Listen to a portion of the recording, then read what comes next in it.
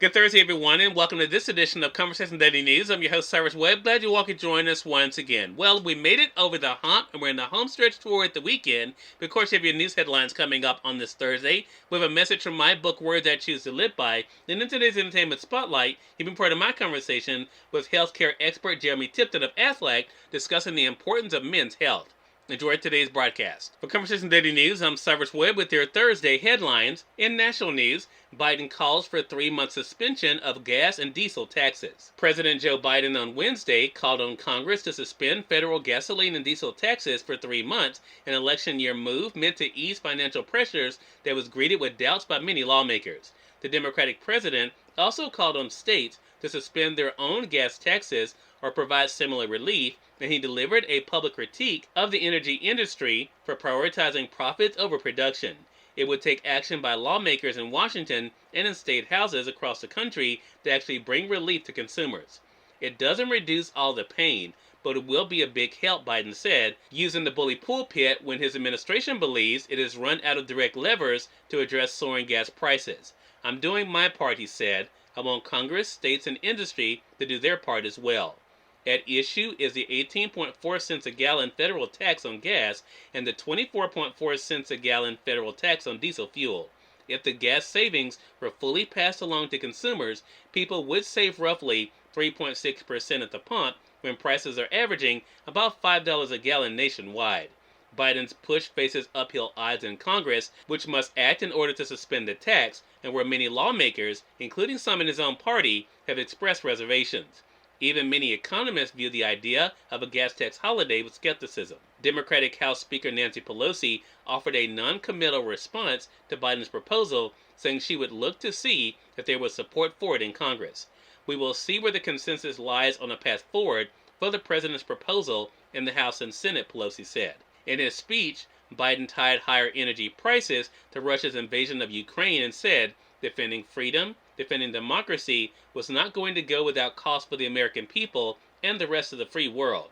The president noted that lawmakers backed sanctions against Russia and aiding Ukraine, despite the risk of inflation from resulting energy and food shortages. Democrats, Republicans, and independents in Congress chose to support Ukraine, knowing full well the cost, he said.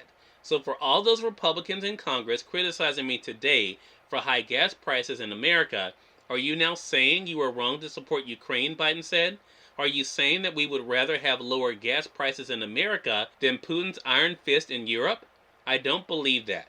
The president said states are now in a strong position to be able to afford to take some of these actions thanks to federal support from the 2021 COVID-19 relief bill. But there's no guarantee that states will tap into their budgets to suspend their taxes on gas or to deliver rebates to consumers, as Biden is requesting. In more national news, man found not responsible for Times Square vehicle rampage. A man who drove his car through crowds of people in Times Square in 2017, killing a young tourist and maiming helpless pedestrians, was cleared of responsibility Wednesday because of mental illness. A jury in New York City accepted an insanity defense, claiming the individual was so psychologically disturbed he didn't know what he was doing. The judge has said the finding would qualify the individual for an open-ended involuntary mental commitment instead of a lengthy prison term. He ordered that the individual held while he drafts an examination order and said there will be a hearing on the matter today. The individual, who was impassive through the trial, had no visible reaction to a verdict reached after less than 2 days of deliberations. The defendant was accused in an attack that injured more than 20 people and killed an 18-year-old who was visiting the popular tourist destination with her family. In more national news, gun debate missing from Texas hearings on Uvalde shooting. The first public hearings in Texas looking into the Uvalde school massacre have focused on a cascade of law enforcement blunders, school building safety, and mental health care, with only scant mentions of the shooter's AR-15 semi-automatic rifle and gun reform. A day after the head of the Texas State Police called the law enforcement response to the May 24th slaughter an abject failure, Texas senators on Wednesday turned their attention to mental health funding for schools and a shortage of counselors and mental health providers. And finally, in business news, U.S. stocks give up afternoon gains and end slightly lower. A choppy day of trading on Wall Street ended with a modest pullback for stocks Wednesday, the latest bout of volatility for the market amid concerns about inflation and uncertainty over whether rising interest rates will help or hinder the economy. The indexes were on pace for a modest gain before slipping into the red in the final minutes of trading. The S&P 500 dropped 0.1%, with the stocks in the benchmark index about evenly split between gainers and decliners. The Dow Jones Industrial Average gave up 0.2%, and the Nasdaq fell 0.1%. Energy companies helped pull the market lower after the price of U.S. crude fell 4%. Cyrus Webb, Conversations Daily News. It's now time for a message from my book, Words I Choose to Live By. Enjoy.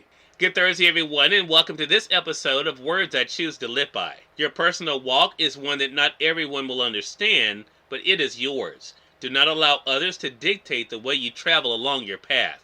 Have an amazing Thursday. Jeramy Tipton of Aflac is featured in today's Entertainment Spotlight, right here on Conversation Daily News. For Conversation Daily News, I'm Cyrus Webb with the Entertainment Spotlight. Healthcare expert Jeramy Tipton of Aflac joined me on Conversations Live, the radio show, to talk about the importance of men taking care of their health. Here's a bit of our conversation. What were the top takeaways from you, Jeremy, when it came to men when it comes to their health? Well, in this annual survey, we found out yet again this year that men are pressing that snooze button on their physical and mental health. As a matter of fact, less than 50% of the individuals in the survey said they had a routine wellness exam with their doctor within the last year. And even more concerning, Cyrus, is that 75% of the individuals said they had experienced some sort of mental or behavioral health issue, and they hadn't talked to anyone about it. And with today's new ways of dealing with the doctor through telemedicine or virtual options or those in-office visits, it's really surprising that we continue to press that snooze button. Let's talk about the why. Why are men not having those routine checkups? Well, being a man myself, I understand delaying those annual checkups and not wanting to talk about health issues or whatever it might be. But the survey said that 40% of those individuals, of the men in the survey, said that they avoided it due to cost, with a quarter of those individuals saying they didn't have the right insurance in place. And regardless, like with your dad, these yearly checkup exams can prevent serious and even costly issues in the future. Yeah, I know for me, my excuse is to be time, and so I think it's interesting that for people it's different, but cost definitely with everything going on definitely makes sense. How do men in different age groups view healthcare, Jeremy? What does the survey show there? Well, we found a significant generational gap.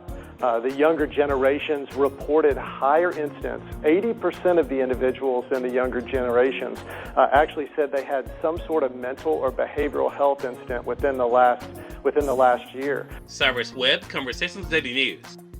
We thank you all for tuning into this edition of Conversation Daily News. We'll have to get on tomorrow to wrap up this week. Until then, I'm your host, Cyrus Webb, saying as always, enjoy your day, enjoy your life, enjoy your world. Thank you all for choosing Conversation Daily News today. Let's make it a great one.